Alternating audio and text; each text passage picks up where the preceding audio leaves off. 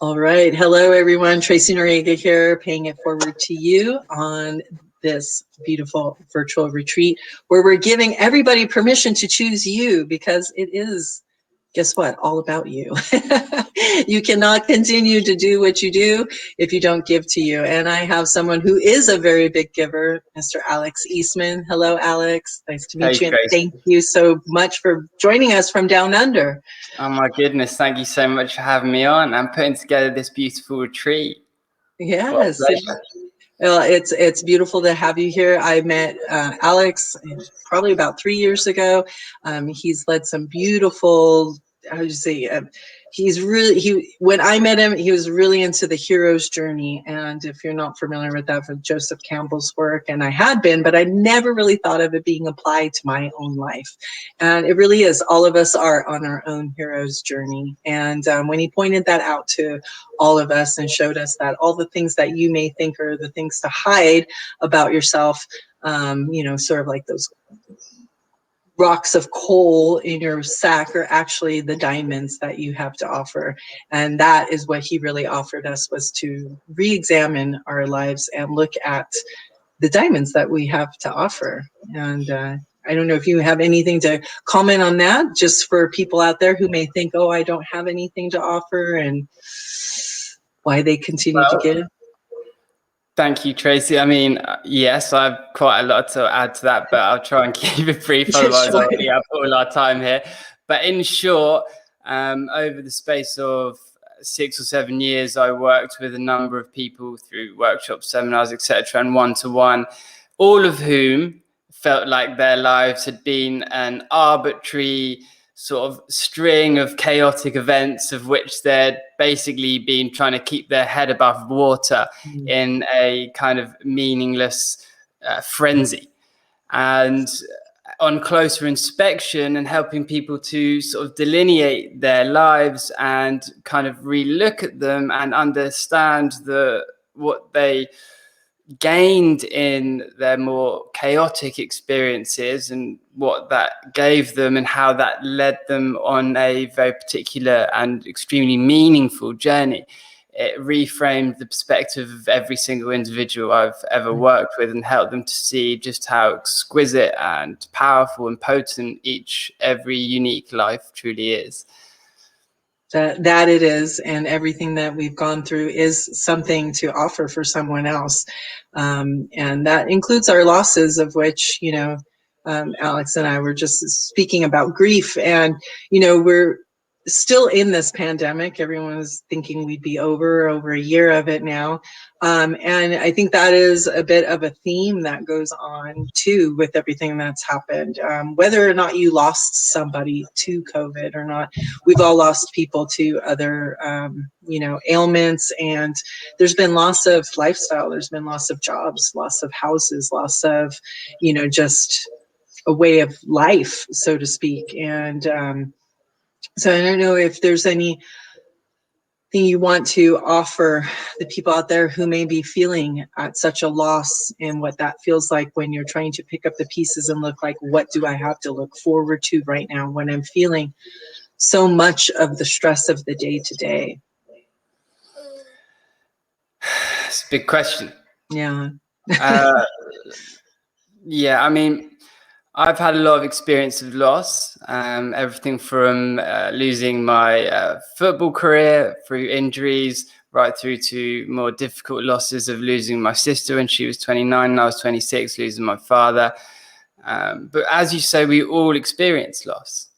And we also will experience loss in more nuanced ways, like wasted time, feeling like we've wasted time, or loss of potential, or loss of opportunity, loss of relationships. And loss is a very profound part of our experience. What I see and what I've come to understand myself is that for most of us, we don't allow the space that loss needs to fruit. I see loss as a seed, a painful seed, maybe more like a piece of glass that goes into your heart.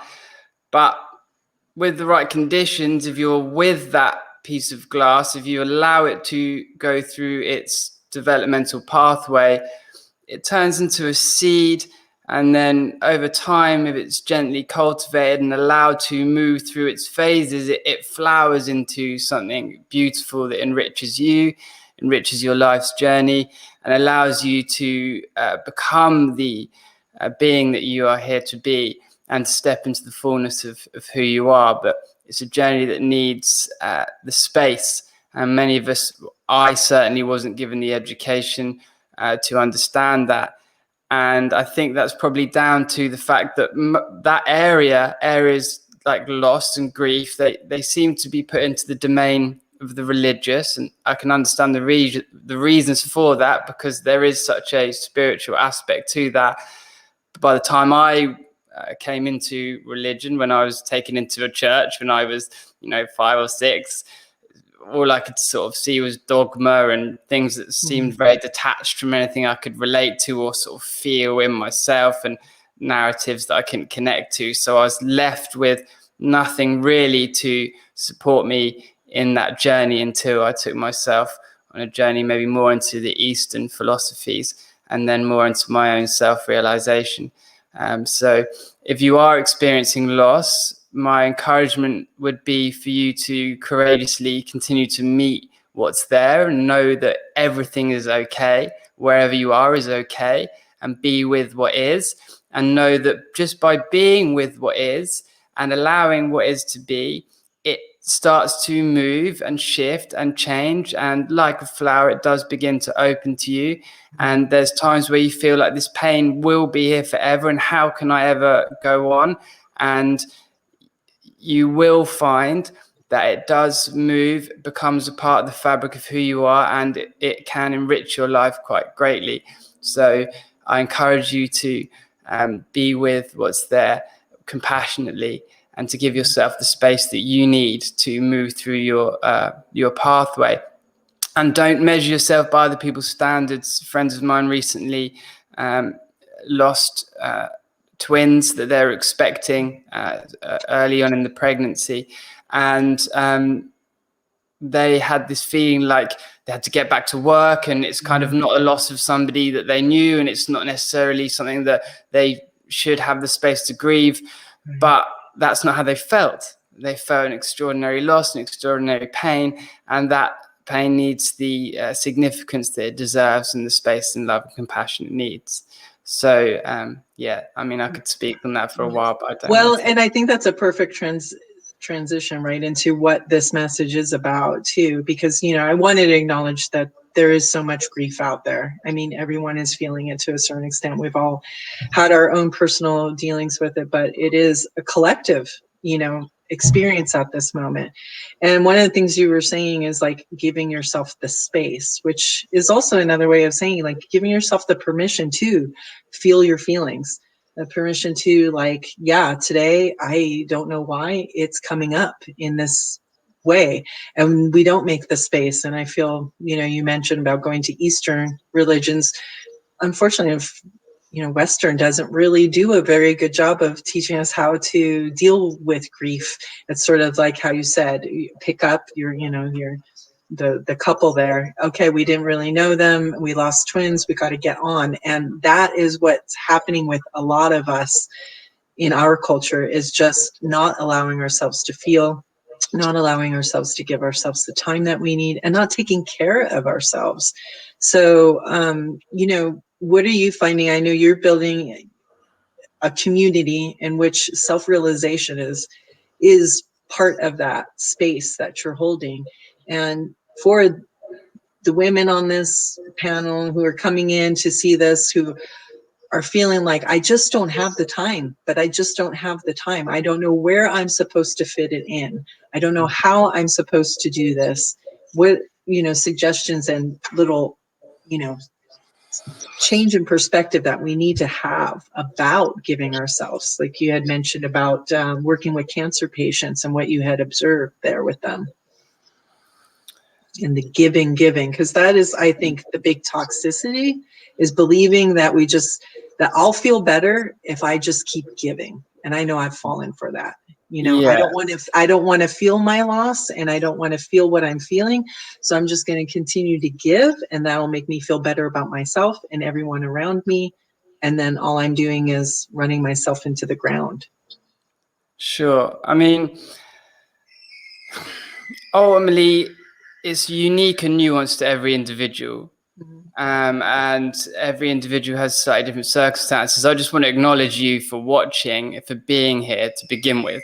The fact that you're taking this education in, that you're choosing to watch and engage with something called Permission to Choose You, already shows that you're setting the right intentions, and that will serve you, that will continue to serve you. So thank you for being here as well, because it serves all of us. The more that you allow yourself to receive and step into your own truth, the more that we all benefit. So I appreciate that collectively. I mean, there's a few things that helped me to re-understand this. I was someone who was very much about outward energy, and still am on that journey of moving back to receiving. I don't think I had a very good idea of what I actually am until the last few years. It really helped me to re-understand that there's three aspects of myself. There's if you want to use some, again, Eastern terminology, there's the yang aspects of myself. So like the outward energy, the positive energy you can think, or you maybe want to term it the masculine, but that's a bit of a loaded term. And then there's the yin aspect. You could think of it as the body. You could think of it as the inward. You could think of it as the flower. If the yang's the bee, the yin's the flower. And then we have the chi, or the being that mediates between those two aspects. You could think of it as the mother, the father, and the child that's between the two. So it helps to understand ourselves first when we're approaching any of these things, to know ourselves as that trinity. Then what we can start to maybe think about is, where do we spend most of our time in that trinity? Are we very identified with the mind and the outward energy and the energy going outward? And that is the case for most of us, because in our society, that is the thing that is more stimulated. It's more dopaminergic. So many of us are more identified with the mind and with that outward energy. So one of the reasons that we might be a system that's a little bit out of balance is because we are on the outward energy more than the inward energy. Now, when I came to really re-understand myself as a system of nature, like all the nature that is around us, I realized that I have to give and receive in equal measure to stay balanced. So I look to my partner, Prue. She's an incredible human being. We've got a 10-month-old son. She's running a business, and it is a business which is working in this area of balancing the self. It's called Atlas of Self. And I'm seeing her go through this process at the moment of, how do I prioritize myself when I've got a business, when I've got a son, when I've got a partner? And it is not easy in this day and age. However, what she knows theoretically and is embodying into practice more and more is, if she's not filling her cup up, then she doesn't have what she needs to give. And eventually that system's going to burn out and burn down.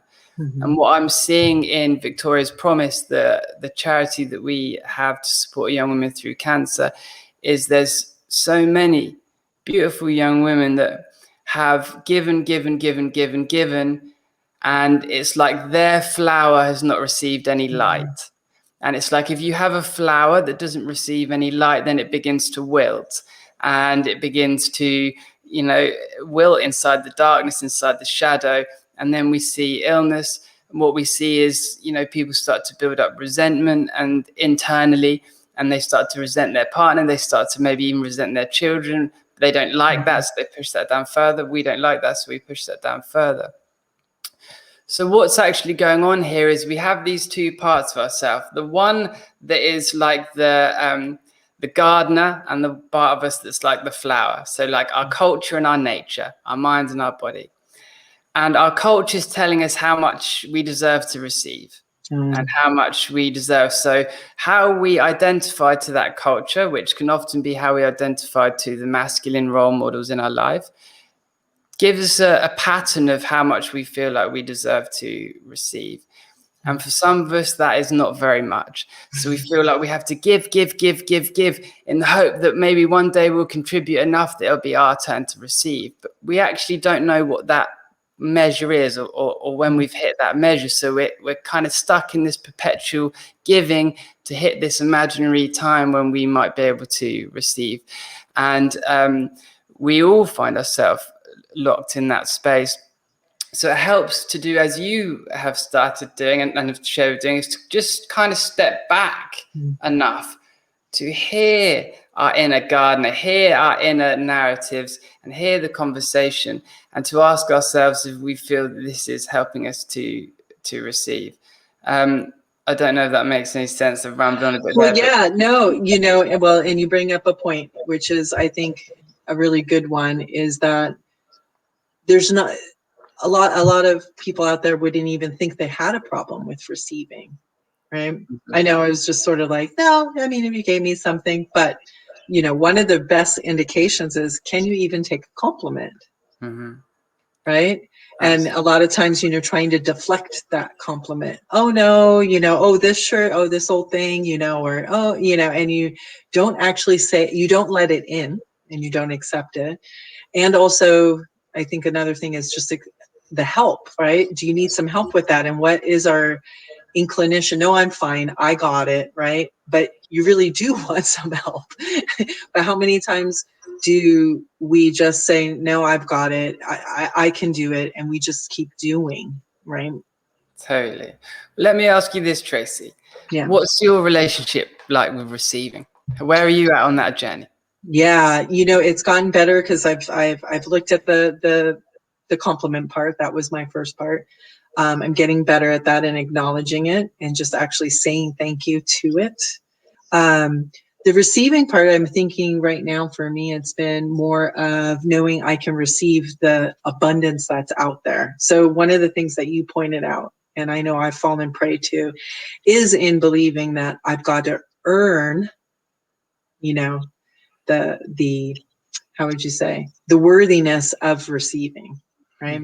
So unless I'm giving something, I think that's where a lot of people sit. It's like, well, why do I deserve this? Because we don't really even have been raised to know that it's your birthright. I mean, that just seems like so foreign when I first heard that. What, it's my birthright to be abundant and to be prosperous? I thought I had to work my ass off for it. So it's like learning that in the giving, that then you allow yourself to receive and open and receive. And that is like still a big thing for me. Yeah. It's still and I'm learning, I'm getting better at asking for the help before I get to a point where I'm so far down the rabbit hole. Because as you said, it builds up resentment. You keep doing stuff, and I would watch myself with, especially those that are out there with, if you're caregiving, you have special needs, family members, etc., where there's just that much more and you're being taxed that way. And for me, I was watching myself being triggered. A lot of PTSD was coming up and anxiety. And I wasn't putting it together until, and again, because of coaches and being in community and people saying, well, that sounds like that might be triggering for you. And it was like, whoa.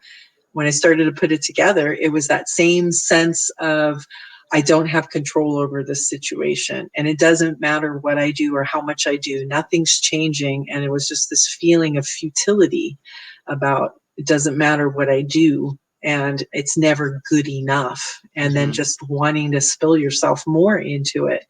I haven't tried this. I haven't tried that. I haven't tried that. And it wouldn't be until somebody pointed out to me, one of the behavior coaches, that I needed to do my own self-care. She asked me, what are you doing for yourself?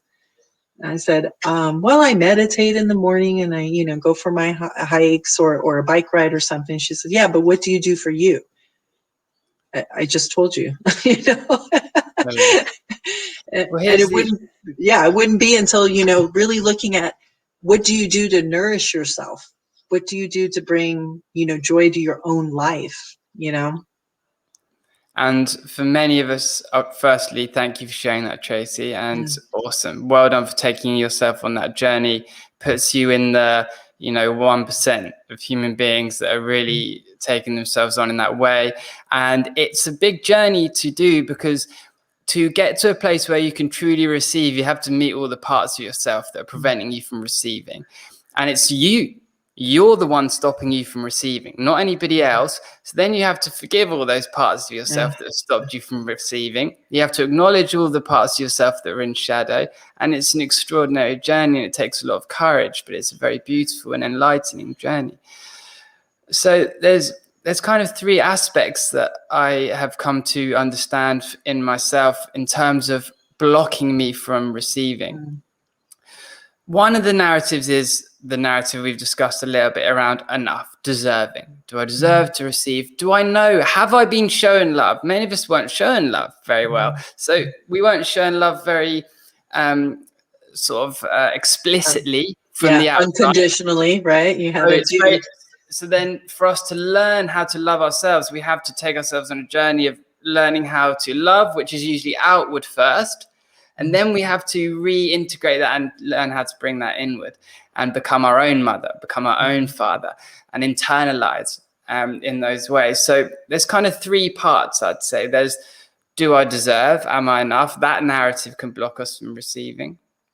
The other aspect, which is probably more akin for me, is receiving happens in the body. Receiving is something that occurs in the body, not in the mind. So I have a beautiful life. Not saying that I've managed to manifest my dream life. I've got a community based on self-realization, which is my biggest passion ever, with beautiful people like you that come and just have beautiful conversations with me all the time. This is my work here. I'm working, right? I have met the woman of my absolute dreams. I have an exquisite son who lights me up every day. I live in a beautiful home here on the coast of Australia. I have manifested the life of my dreams. Now I have to try and receive it, because even though I'm in it all, I still wasn't able to receive it, because all of these things are exterior to me. And what I see with lots of entrepreneurs is they get all the things. They still don't know how to receive. So they just get more and more and more. And then you see this consumer, like this hunger, this greed. It's like nothing's never enough, because it's like eating a meal with a hole in your stomach. You have to be able to receive. So unless you can receive, it doesn't matter whether you're in an exquisite pad on the coast of Australia or still working away in your mum's basement. If you can't receive, it's going to be the same issue. And receiving happens in the body. Like when we eat, it comes in the body. Because ultimately, what we're talking about here when receiving, we're talking about enjoyment. We're talking about pleasure. We're talking about good feelings in our body. We're talking about receiving love, things that make us feel good in our body. A lot of us don't know how to feel good in our body because we don't feel safe in our bodies. Now, for me, I had a lot of injuries. I had a lot of traumas to my body. I had a twisted testicle when I was 11. I had I've had 13 operations, and then I had a lot of emotional injuries to my heart, losses and things like that. So I was out of my body and just in my mind and in my yang. So it's like being in gear one. To receive, you have to go into reverse and receive. It's a passive or neutral. It's passive. You have to be able to drop into the yin, into the body, to receive the moment, to receive the pleasure. Even when someone's talking to you, there's always one person yin, one person yang. So right now I'm yang, I'm giving, and you're receiving, or at least you're trying to receive. There may be a part of you that's thinking about what you're going to say next or in another place that doesn't want to drop into the yin. But then the rest of you that's allowing will maybe feel the rhythm of my voice talking, feel the sounds around you, and feel some good feelings coming through as you allow the sort of timbre of the sound coming through. That's receiving. So for me, I was blocked from receiving because I was scared of being in my body, essentially. So my journey's been to come back down through the heart, open the heart first, and then back down into the lower parts and meet the parts of myself in the body, so I can be more in my body and therefore receive the moment. So there's three parts. It's, am I enough? Do I deserve to receive? Can I be in my body to receive? And then the third part is, we can only receive in the present moment. If I throw a ball to you you can only catch it in the present moment. You can't catch it in the future or the past. Now, again, because of the busyness and complexity of our lives and the stresses that we're put under, we tend to sacrifice the present moment to try and create safety in the future. So again, there's this two parts of ourselves. There's the yang part that wants to create structures and wants to be in the future and project outwardly because it's in the mind. And then there's the yin part, which is wanting to receive in the moment and wants to be here and wants to receive the moment that's here. And we're dancing between those two aspects of ourselves. But because we feel more fear puts us into the yang to try and create safety. So we sacrifice the moment we're in order to be in the future. So sacrificing for now to make way for the future. Sacrificing now to make way for the future. And what I see the majority of us is too much sacrificing in the now. Yeah. And then the future is where we're always in, and therefore the now never arrives. So we're always giving to the future. We're always offering ourselves to the future. Even like last night, I was staying up and I was eating some gingerbread biscuits. I was thinking about this conversation that we're having today. And I was thinking, I should probably go to bed. I should probably go to bed so that I can be fresh for the conversation tomorrow, sacrificing what I want to do now for the future. And then I was like, no, this conversation tomorrow is all about receiving in the moment. So I sat down and I opened those gingerbread biscuits up and I sat and enjoyed them and had that experience and it was fine. And I allowed myself to enjoy the experience and be fully there, received it in the moment. And now I'm here receiving this in the moment. So the more permission we can give ourselves to be present, the more we can receive in the moment. So we have to either let go of having to be enough, because what is enough? Enough for what? We have to be able to answer that question. If we've got a narrative of am I enough, we at least need to be able to know what enough even looks like, or enough for what, right? So you let go of that narrative, and then we have to practice being more in our bodies to be able to receive. And then we have to give ourselves more permission to be in the moment. And that essentially is an act of courage and faith. So being in the moment is an act of courage and faith, because it's saying, I don't need to concern myself with the future or the past, because I trust those aspects. And I'm going to trust that by being all here now and giving my full attention, awareness to the moment that's around me, so that I may receive it and I may contribute to it with all my attention and my awareness. So receiving is kind of a three-part dialogue. Deserving, you do deserve, because it's like someone gives you a gift. It's not a matter of deserving or not. The gift's in your hands, right? They wanted to give it to you. Yes, they wanted to give it to you. And life is always trying to give to you. Life is always trying to give to you. And the other part of it is, if you don't open to receiving, then a gift can't be given, right? It's like a musician that's playing music to people with the fingers in their ears. There is no music. There's no music unless it's heard. It's a two-way street. We need the yin and the yang. So for all of us, I encourage us to give ourselves more permission to be present. And then you say, well, that's easier said than done. I've got bills to pay. This can go wrong, this can go wrong, and this can go wrong. So it's fear that drives us out of the present moment. Now, one of the beautiful experiences I've been fortunate to have, and you spoke to at the beginning, is looking at our lives again and laying our lives all out and looking at those experiences that we're really afraid of that have happened, those traumas that have scared us. Then when we unpack those and we take away judgment from the moment and we say, yes, it was painful and difficult and it was all the things, but we remove our judgments about right or wrong or good or bad, and we just allow it to be, we can see that it was a rich part of the tapestry of who we are and who we needed to become to step into who we are and step into our journey. Now, by me seeing that, and by me having the experience of the worst things that I can imagine having happened to me, because my sister was my best friend, and that was, if anyone had asked me what's the worst thing that could possibly happen, I would say her dying. Yeah. Now, because I've been given the gift of the worst thing ever happening to me happening, it's allowed me to surrender the future in such a way to know that, is it a good thing that Vicky passed away, or is it a bad thing? Well, I don't know. It caused me an extraordinary amount of pain. gave rise to a charity that's supporting hundreds and hundreds of young women through cancer.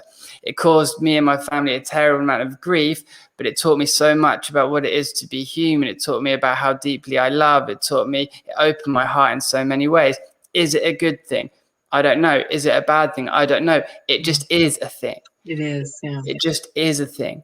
So by giving myself permission to surrender my judgments of good or bad, allow me to be with what is more presently and receive the moment and contribute to the moment without the narratives of enough and with more permission to be in my body. So my journey has been more about, can I be in my body enough to receive the moment? Because receiving is a sensual experience. Yeah. It's like eating. When you eat, you're receiving and you disperse it. When I say a word to you, you receive the word and then you unpack that word into your body and you receive in the body. The body is the platform for receiving. So by being in the body, by allowing our breath, by being with our breath and being more deeply anchored in the body, we may start to receive and we may start to experience enjoyment and pleasure and self-pleasure. And that is what receiving is permission to feel pleasure and to feel good. It's okay to feel good and to receive pleasure. Yeah. So we have one of our speakers, that's her podcast, is Pleasure is the Measure. So, and it's all about, about what you're talking about too, whether you want to call an experience good or bad, there's also, she works with the humor in it and just the laughter. And sometimes that's all that's left to do because we've already cried our tears. And at this point, sometimes we just have to bring in the laughter. So I love that. One of the things that really speaks to me that I think, if you didn't hear it, is, about that present moment. I know when we get so caught up, especially if we're, have families and stuff, we're thinking about, the meal and the homework and get them to bed and, got to read the book and, all these things, right? Getting dinner ready. And we're never really, as you say, being in the present moment. And because we're thinking of everything that has to get done.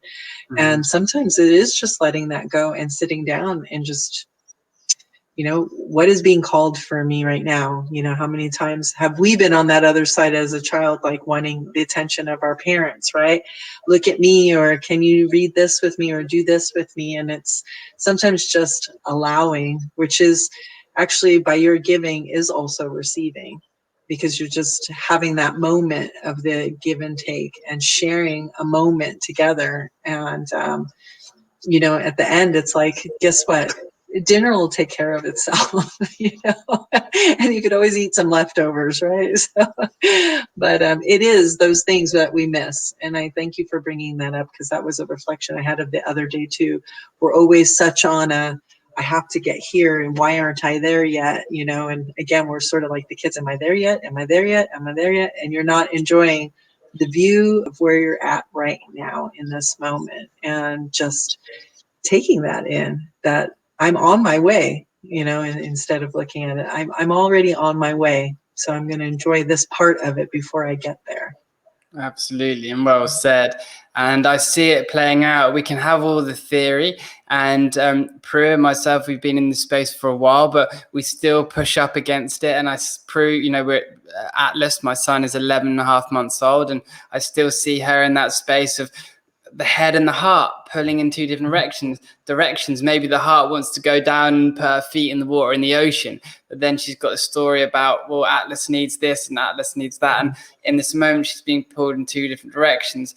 But then it's a question of asking yourself, okay, bring awareness to it. Do I choose, am I going to choose to receive in this moment, or am I going to choose to make a sacrifice? Am I going to choose the sacrifice? And then by making that choice, there's a receiving that happens in that, because you're giving that to yourself. You're choosing that, versus being like you're being just pulled by forces outside of you, and there's no space for you, and you have no choice, and you're a prisoner of you're a victim of your circumstances. And it's the victimology we have to look out for. Anywhere that we have a narrative around being a victim of our circumstances, even if we have every justification in the whole entire world, it is disempowering us. It is giving away our sovereignty every time. we do it every time we do it. So looking out for those stories is what I'm always doing, always looking to see where I have a narrative of being a victim of my circumstances. Mm-hmm. And taking that power back every time. And it's easier said than done. Awareness is the key. Well, and I think right there is that awareness, what you just said about Prue deciding, okay, I really feel like going and putting my feet in the water, but I have this to do, right? And so for the mom at home, I really feel like, right now I would like to go take a walk, or I would like to go journal, or I would like to do X, Y, Z, but I have this to do. And that's that big, that we're so, I hate the myth that we've been, sold and we buy over and over again, that to prove again that we're a good parent or a good employee or a good, daughter or spouse or partner, etc., I have to sacrifice to show that I'm good, right? And it's so counterproductive, because actually it is for you to go and do that, as you said, to fill your cup, because guess what? You can't do that for me. My spouse can't do that for me. My kid can't do that for me. My employer can't go and do that for me. Only I can do that for me. And only I know what I need right now that I want. And then we deny ourselves because we're supposed to give. And that's, the other part of this mission here about the permission is learning that. And then I'm not saying I'm perfect at it. I'm still catching myself at it, but it's like learning and saying, you know what, that time for me to go jump in the pool, even though I know I have copy to write for this and I did it yesterday. It's like, you know what, it's nice right now. It's sunny. That's all I keep saying is I want to go jump in the pool.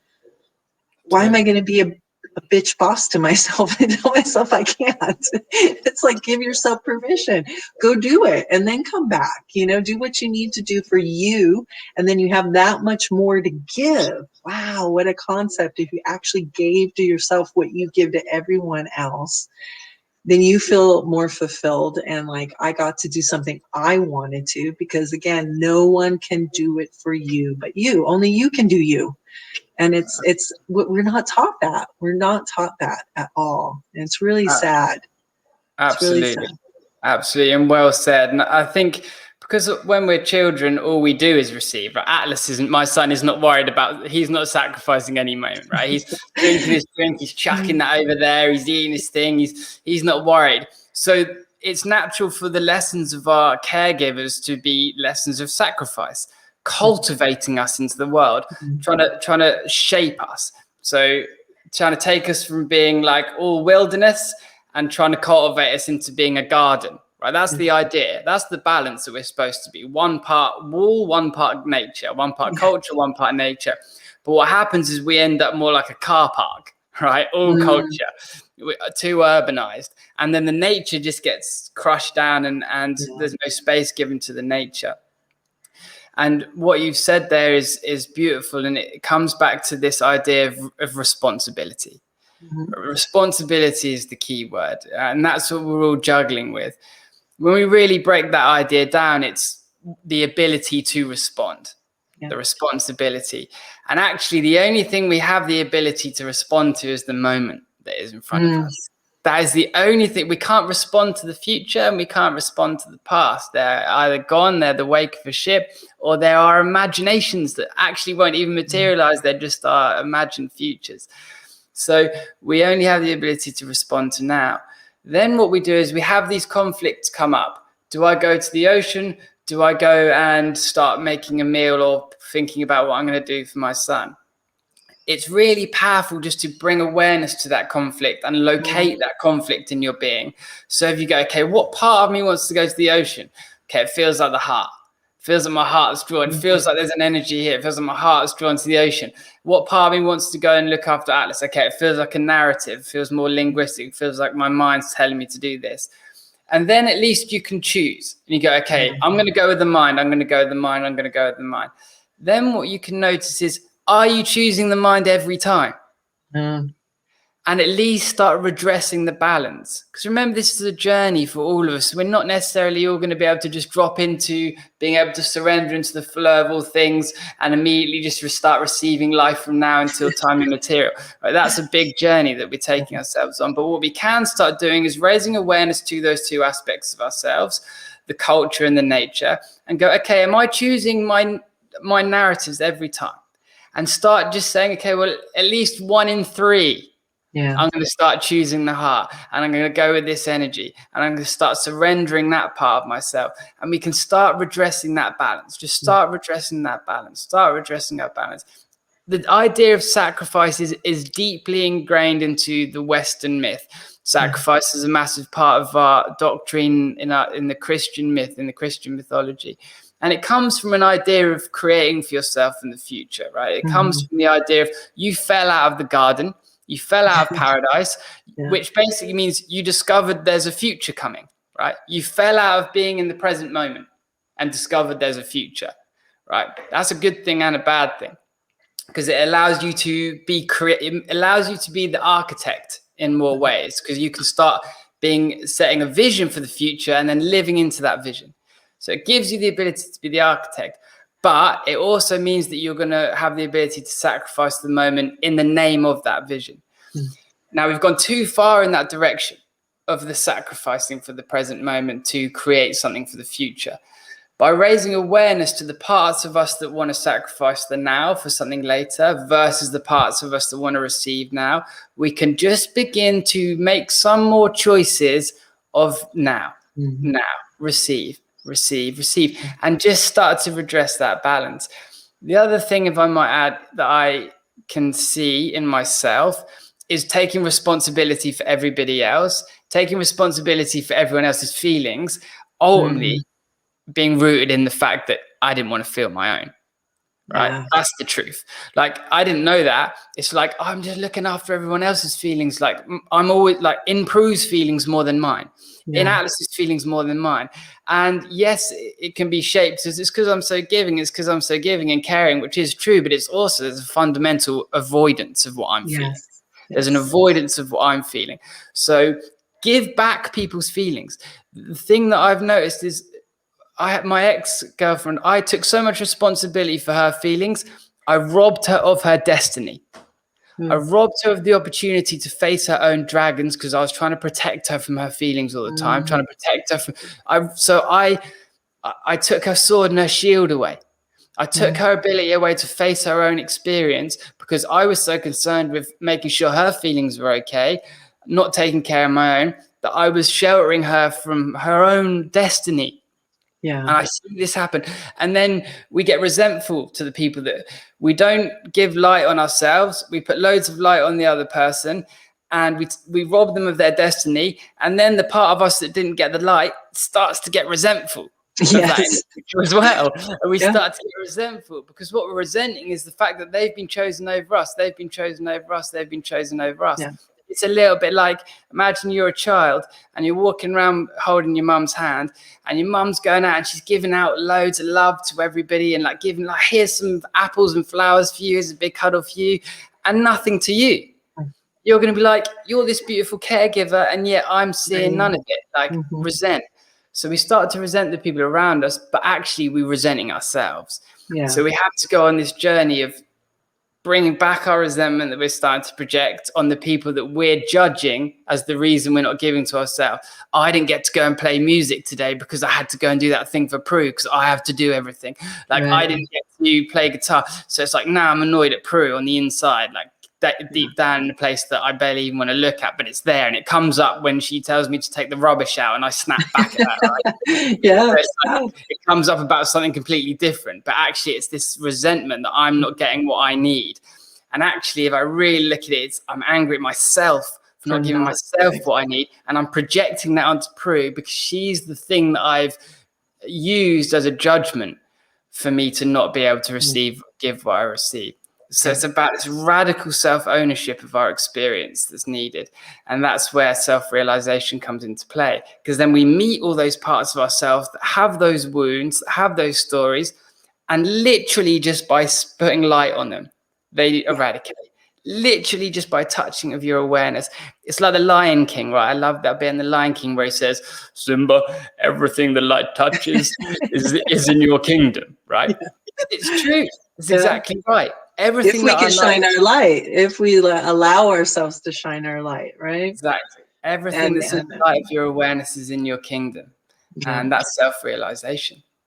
And that's beautiful. That's a beautiful place to segue into. I'm going to wrap up what I heard you say, and it's something I teach as well, is like awareness. So being aware of, what you're feeling and the push pull of between what you want to do, what you feel you need to do, and taking the responsibility of it, and ability to respond to it, not the reaction, but the stepping back and breathing, and then making a choice.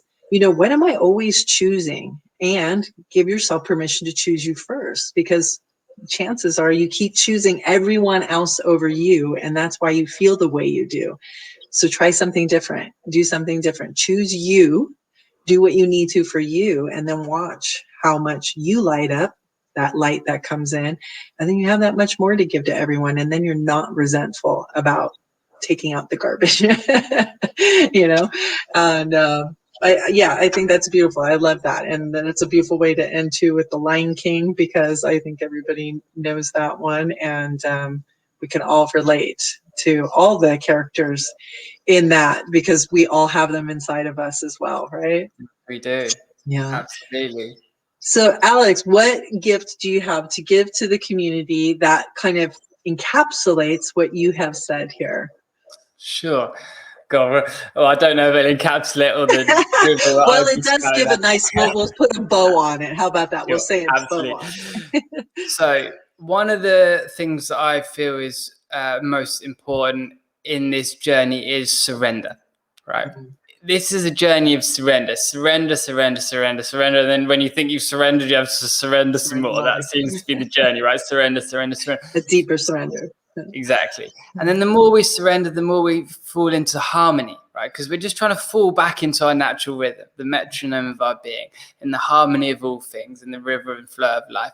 And that is a journey of surrender. But surrender in itself is a difficult thing and something that's quite hard to understand. And it's a process that we can take ourselves through.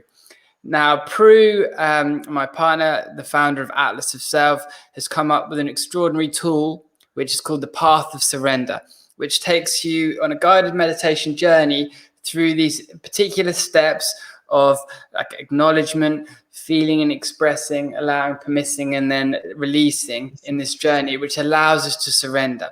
So as we take ourselves, as you at home, thank you for watching, by the way, take yourself on this journey of self-realization, of flourishing and opening your being. You meet the parts of you that prevented you from being that already. And as you meet those parts, those stories, those pains, those narratives, those archetypes, whatever that might be, as you meet them, or those feelings that you want to let go of, you have to be able to surrender them. And this guided meditation that Prue's put together is an extraordinary tool to enable you to do that. So you can put it on, feel what you need to feel, let go of what you need to let go of, and find yourself more centered and more whole at the end of it. So we're delighted to offer that to you as a little gift for spending your time with us today. I hope that you enjoy it. And again, I really just want to acknowledge you for being with Tracy and being on this journey of choosing you, because you're doing us all a service by doing so. And Tracy, I would like to take just a little moment to really, really acknowledge you. I know how much you're taking on. You always contribute so much beauty to the Tolado community when you're showing up in our masterminds and in our spaces. You're always glowing. I know how much work you've done. I know how much giving you're doing. And now I know that you're also filling your own cup up, which is in many ways an even braver journey. And you're taking on so much of your own chaos. And I really admire you and what you're doing and how you're representing your community, which I know is growing and flourishing. And I know you have some other beautiful speakers in this event. And so I want to send some love out to all of those guys and just to encourage you to keep going. And wherever you are watching this, know that it's perfect, even if it feels like you're drowning under the weight of all of the chaos of existence. Be with what is, open to what's there, and allow it to move through its journey. And you can continue to find more and more enjoyment, peace and love in your experience. And I really hope and wish that for all of you. So thank you, Tracy, for having Well, this. thank you, Alex. And I allow that in and I receive it very well. And thank you, because you have also played a huge role in where I'm at right now, too, to look at all of those things as gifts that I have to offer to people, to let them know that they are not alone and that we are all here together to help each other. So thank you immensely for your community. And I encourage everyone to check out Tolado. He says Tolado. You say Tolado, I say Tolado. Yeah, Tolado. if this discussion resonated with you, if you want to know more about that, this is exactly what we do in the community, and more. So do dive in, check it out. They are in there, just growing stages. I'd say the seed stages, the seedlings, and I am very fortunate to be a part of that first tribe here that is building this, and that's why I am presenting this to all of you, is to invite you into this if this is something that made your heart smile. So thank you again, Alex. Thank you, Prue and JJ and Dino and your mother too, who's involved in this, and just the whole community. Thank you so very much for giving us a place to realize our true selves. All right, everyone. Well, it's nice time for a break. Get your coffee, tea, and take a bio break, and we'll have the next speaker up. Yes, cheers. Thank you, everyone, and have a lovely rest of your never before lived day, and stay happy, healthy, positive. Cheers.